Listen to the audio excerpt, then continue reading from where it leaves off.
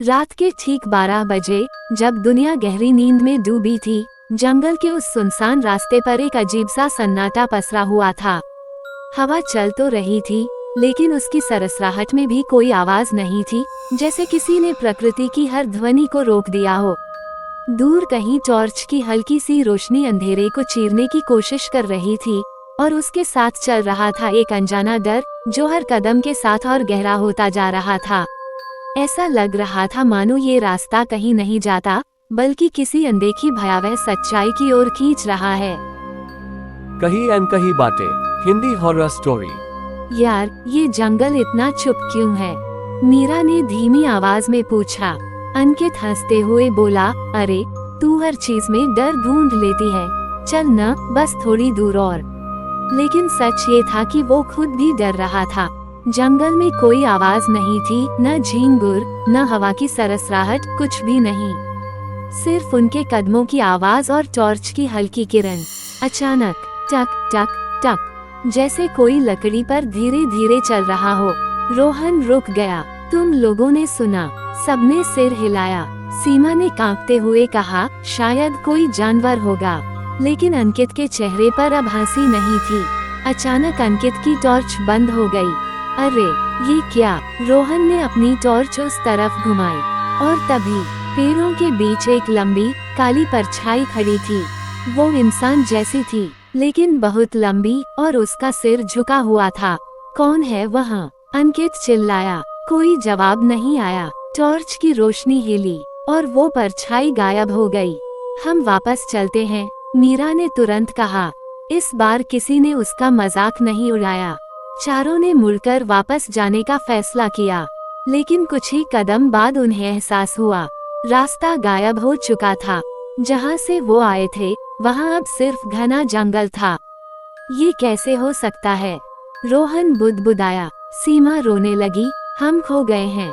अब चारों तेजी से आगे बढ़ने लगे, लेकिन हर कदम के साथ उन्हें ऐसा लग रहा था कि कोई उनके पीछे चल रहा है। टक टक टक, अंकित ने अचानक पीछे मुड़कर देखा। कोई नहीं था, लेकिन मिट्टी पर नए पैरों के निशान थे, जो उनके नहीं थे। करीब आधे घंटे भटकने के बाद उन्हें एक पुराना टूटा फूटा घर दिखा। चलो अंदर चलते हैं, रोहन ने कहा। दरवाजा खुद ब खुद चर्रा की आवाज के साथ खुल गया।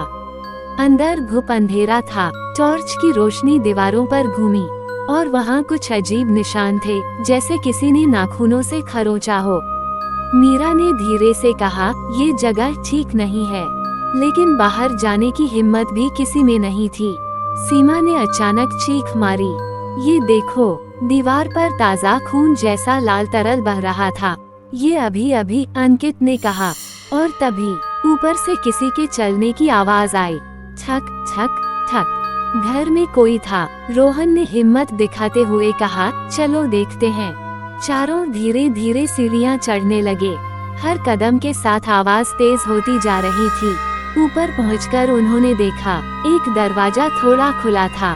अंदर से हल्की सी रोशनी आ रही थी। अंकित ने दरवाजा धक्का दिया। कमरे के अंदर एक बूढ़ी औरत खड़ी थी। उसकी आंखें पूरी तरह सफेद थीं, और उसके हाथ खून से सने हुए थे। वो धीरे धीरे उनकी तरफ मुड़ी, और एक डरावनी आवाज में बोली, तुम वापस क्यों आए? मीरा कांप गई। हम रास्ता भटक गए। औरत हंसी, एक ऐसी हंसी जो इंसानी नहीं थी। यहाँ आने वाले कभी वापस नहीं जाते। अचानक कमरे की दीवारें हिलने लगीं। दीवारों से चेहरे निकलने लगे, डरे हुए, चीखते हुए चेहरे, जैसे वो सब लोग हों जो यहाँ पहले फंसे थे। हमें जाने दो, सीमा चिल्लाई। औरत ने हाथ उठाया, और अचानक रोहन हवा में उठ गया। बचाओ! उसका शरीर हवा में झूल रहा था, जैसे कोई अदृश्य ताकत उसे पकड़ रही हो। अंकित ने मीरा और सीमा का हाथ पकड़ा। भागो! तीनों नीचे की ओर दौड़े। पीछे से औरत की आवाज गूंज रही थी, कोई नहीं बच सकता। दरवाजा अपने आप बंद होने लगा, लेकिन अंकित ने पूरी ताकत से उसे धक्का दिया, और वो तीनों बाहर निकल गए। बाहर निकलते ही सब कुछ शांत हो गया। जंगल फिर से वैसा ही था, लेकिन अब रास्ता साफ दिख रहा था। तीनों बिना पीछे देखे भागते रहे जब तक कि वो जंगल से बाहर नहीं आ गए। अगले दिन पुलिस के साथ अंकित, मीरा और सीमा वापस जंगल गए, लेकिन वहाँ न कोई घर था न कोई निशान, जैसे कुछ हुआ ही न हो। लेकिन रोहन, पुलिस वाले ने पूछा। तीनों चुप थे। कुछ दिन बाद अंकित के फोन पर एक वीडियो आया, अज्ञात नंबर से। वीडियो में रोहन था, वो उसी घर के अंदर खड़ा था। उसकी आंखें पूरी तरह सफेद थीं और वो मुस्कुरा रहा था। तुम वापस क्यों नहीं आए? वीडियो अचानक बंद हो गया। अंकित के हाथ से फोन गिर गया। कमरे में अंधेरा था और तभी उसकी टॉर्च अपने आप जल उठी।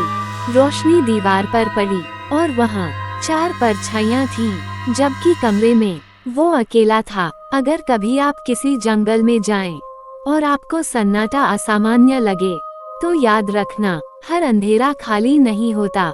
अंकित के हाथ से फोन गिरा।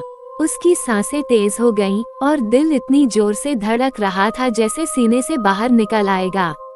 कमरे में घुप अंधेरा था, लेकिन टॉर्च की रोशनी अभी भी जल रही थी। दीवार पर दिख रही 4 परछाइयाँ धीरे धीरे हिल रही थीं, जबकि कमरे में वो अकेला था। अंकित ने कांपते हुए पीछे मुड़कर देखा, कोई नहीं। फिर उसने दीवार की तरफ देखा। अब वहाँ 4 नहीं 5 परछाइयाँ थीं। ये कैसे हो सकता है? उसकी आवाज सूख चुकी थी। अचानक एक परछाई बाकी से अलग हुई और धीरे धीरे दीवार से बाहर निकलने लगी, जैसे अंधेरा खुद आकार ले रहा हो। अंकित पीछे हटने लगा। तभी उसके फोन की स्क्रीन अपने आप जल उठी। वो वीडियो फिर से चलने लगा, लेकिन इस बार रोहन धीरे धीरे कैमरे के और करीब आ रहा था। उसकी आंखें सफेद, चेहरा पीला और होठों पर अजीब मुस्कान। तुम बच नहीं सकते अंकित। अचानक स्क्रीन काली हो गई और उसी पल अंकित के पीछे से आवाज आई, तुम वापस क्यों नहीं आए? अंकित ने धीरे धीरे पीछे मुड़कर देखा। वहाँ रोहन खड़ा था, लेकिन वो रोहन नहीं था। उसका शरीर टेढ़ा मेढ़ा, आंखें पूरी सफेद और मुंह से काला धुआं निकल रहा था। रोहन, अंकित ने डरते हुए कहा। रोहन मुस्कुराया, मैं अब रोहन नहीं हूँ। अंकित अचानक दरवाजे की तरफ भागा, लेकिन दरवाजा खुद ब खुद बंद हो गया। कमरे की दीवारें फिर से हिलने लगीं और उनमें से वही डरे हुए चेहरे बाहर झांकने लगे। हमें आजाद करो, हमें बचाओ। हजारों आवाजें एक साथ गूंजने लगी। अंकित अपने कान बंद करके जमीन पर बैठ गया। अचानक टॉर्च की रोशनी तेज हो गई